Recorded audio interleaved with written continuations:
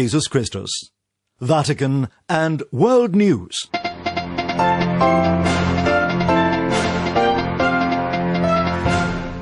In the headlines this Saturday, January the 30th, Russia's president signs a bill extending the last remaining nuclear arms control treaty between Russia and the US, just a week before the pact was due to expire. India, which has embarked on one of the largest anti-COVID vaccination campaigns in the world, rolls out a strategy to combat vaccine hesitancy and misinformation. And Pope Francis tells catechists to look to the future of our communities so they be ever more rooted in the gospel. In the Vatican, I'm Linda Bodoni.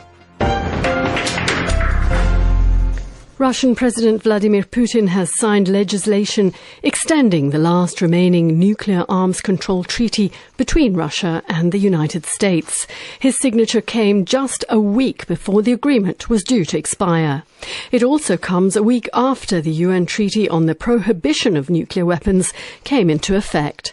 As Stefan Boss reports, Putin signed the pact after Russian legislators agreed to extend the accord's duration. Russian President Vladimir Putin's signature came after both houses of Russia's parliament voted unanimously to extend the so-called New START treaty for 5 more years. President Putin and US President Joe Biden had discussed the nuclear accord a day earlier. The Kremlin said they agreed to complete the necessary extension procedures in the next few days. The treaty, signed in 2010 by then US President Barack Obama and Russian President Dmitry Medvedev, limits each country to no more than 1,550 deployed nuclear warheads and 700 deployed missiles and bombers. It also calls for sweeping on-site inspections to verify compliance.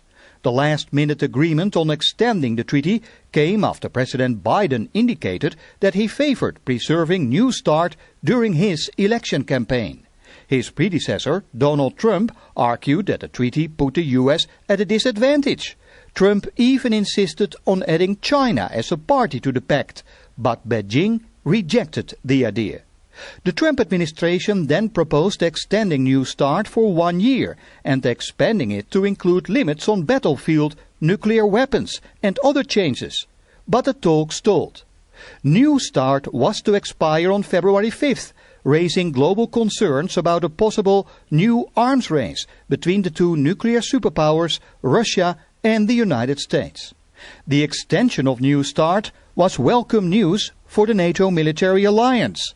NATO Secretary-General Jens Stoltenberg had expressed concern about the lack of adequate nuclear pacts between Washington and Moscow after the collapse of the other Intermediate Range Nuclear Forces Treaty, or INF, in 2019. NATO has been on the forefront of arms control for decades, and we have seen the demise of some other treaties, including the INF Treaty. We should avoid and prevent the demise of the New START Treaty. The New START Treaty extension between Russia and the United States doesn't require congressional approval in the US. But Russian legislatures had to ratify the move, which they did this week. Russian diplomats said the extension would be validated by exchanging diplomatic notes once all procedures are completed. For Vatican News, I am Stefan Boss, reporting. In Afghanistan, at least 8 people were killed when a suicide bomber drove a vehicle loaded with explosives into a base for Afghan defence forces in the country's east. The victims were all security personnel. The pre-dawn assault on Saturday took place in the restive province of Nangarhar, where the Taliban has claimed several deadly assaults targeting government forces. The attack came 2 days after the Pentagon said the Taliban was not living up to promises made in a deal signed with Washington last year, including reducing violence and cutting ties with Al-Qaeda. Pentagon spokesman John Kirby told journalists that the US is still aiming for a negotiated settlement, but the Taliban have not met their commitments. There is a looming deadline of early May before everybody in terms of, wanting to have a solution here. But without them meeting their commitments to renounce terrorism and to stop the violent attacks on the Afghan National Security Forces and, by dint of that, the Afghan people. It's very hard to see a specific way forward for the negotiated settlement, but we're still committed to that. We obviously want to see a responsible end to this war. We obviously want to see successful negotiated settlements to end it. We obviously want to see those settlements include the Taliban and the elected Afghan government. But we have a commitment to Afghanistan and to the Afghan National Security Forces that we take very seriously. So I don't want to get into hypotheticals or try to predict certain outcomes.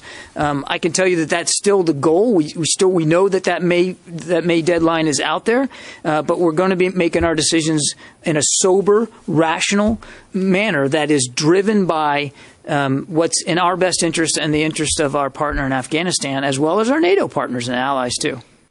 And that was Pentagon spokesman John Kirby.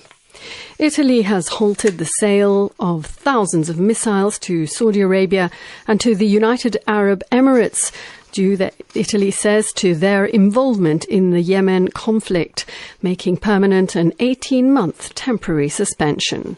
Italy's Peace and Disarmament Network, a campaign group, hailed the move as historic. The blocked sales were part of a total allotment of 20,000 missiles worth more than €400 million agreed in 2016. India has embarked on one of the largest COVID-19 vaccination campaigns in the world, with more than 2,600 vaccinators and nearly 500,000 team members trained. The World Health Organization, its partner on the ground in the subcontinent, is supporting the drive. As WHO representative in India, Dr. Roderico Offren, explained to UN News, an important part of the work consists in the ongoing effort to counter hesitancy and misinformation surrounding vaccination. We have seen and tackled hesitancy during vaccination campaigns, whether for polio, measles recently, and even during routine immunization. Based on these experiences, the communication strategy for COVID-19 was specifically for India. That is a process led by Ministry and in close partnership with UNICEF, has been designed which address the concern of hesitancy in detail. The basic tools to tackle hesitancy begins with community engagement. Number two, identification of traditionally known vaccine hesitant groups or areas based on prior experiences. So for the planning of this COVID-19 vaccination, the Ministry of Health and Family Welfare was looking at this from the previous experiences for the measles campaign. So the orientation of credible influencers from local communities is an important factor in this, so that you again build trust and acceptance. Articles from and media clips from leading scientists explaining safety and efficacy. These are two different concepts. The safety and efficacy it has been very clear in India. We have seen it at national, state, and regional media. Messages from prominent public health personalities after they received COVID vaccinations is another way to counter the hesitancy. Interaction with hesitant groups, just to explain their doubts or maybe myths in their head that there's certain beliefs around vaccines. We've seen opinion editorials, again, in national, state, and regional media. And the more important part is to also ensure real-time, round-the-clock monitoring of digital media. Just as we are countering the epidemic or the virus and in this pandemic, we are also countering infodemics. That has been a big response to the COVID-19 pandemic since the start, and it's not any different for just the vaccination intervention alone. And that was WHO representative in India, Dr. Roderico Offren. Meanwhile, the WHO has criticised the EU's announcement of export controls on vaccines produced within the bloc, saying such measures risk prolonging the pandemic. The EU introduced the measure amid a row with vaccine manufacturers over delivery shortfalls. WHO Director Dr. Tedros Ghebreyesus said vaccine nationalism could lead to a protracted recovery. Speaking at the Davos Agenda, a virtual version of the global summit, he said vaccine hoarding would keep the pandemic burning and slow global economic recovery, in addition to being a catastrophic moral failure that could further widen global inequality. And as France battles a second devastating wave of coronavirus infections with a national record of more than 75,000 cases on Friday, it becomes the sixth most affected country in the world and is imposing new border restrictions from Sunday. And finally, Pope Francis on Saturday called on catechists to pray and think creatively about a catechesis centered on the Kirigama, which looks to the future of our communities so they may be ever more rooted in the gospel, communities that are fraternal and inclusive.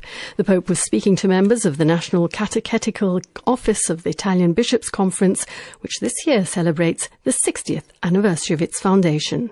Christopher Wells tells us more. In his address to Italian catechists, Pope Francis first emphasized the relationship between catechesis and kerygma, the proclamation of the Word of God. At the heart of the kerygma is a person, Jesus Christ. Catechesis, therefore, is a privileged space for a personal encounter with Him. And so, catechesis must be interwoven with personal relationships. Catechists are witnesses who have themselves encountered Jesus and wish to lead others to encounter Him. To do so, Pope Francis continued, we must remember elements of catechesis that are most needed today. Expressing God's saving love, appealing to freedom, marked by joy. Similarly, this demands certain attitudes on the part of catechists, including approachability, openness to dialogue, patience, warmth, and an attitude of welcome. The Pope's second point had to do with catechesis and the future. In 2020, the Church in Italy marked the 50th anniversary of the renewal of catechesis that followed the Second Vatican Council.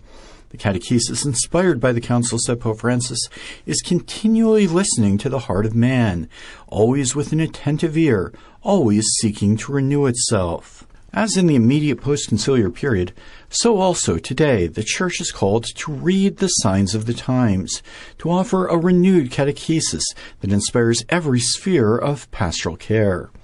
Catechesis is thus an extraordinary adventure, the vanguard of the Church, he said, which calls for intelligence and courage to develop up-to-date tools that can transmit the richness and joy of the kerygma to people today. Finally, Pope Francis noted the importance of belonging to a community, especially during this year marked by isolation and a sense of loneliness. Catechesis, therefore, and the proclamation of the kerygma must have this communal dimension at its heart, the Pope said. He emphasized once more his desire that the Church be especially close to the abandoned, the forgotten, the imperfect. It is time, he said, for communities that, like the Good Samaritan, know how to draw near to those wounded by life, to bind up their wounds with compassion. I'm Christopher Wells.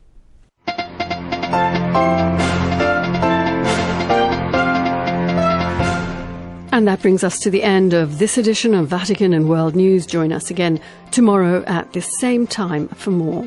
Meanwhile, you can visit our web portal at www.vaticannews.va, and you can like our Facebook page and follow us on Twitter. My thanks goes to Gustavo Messina in studio in the Vatican. I'm Linda Bordoni. Bye-bye.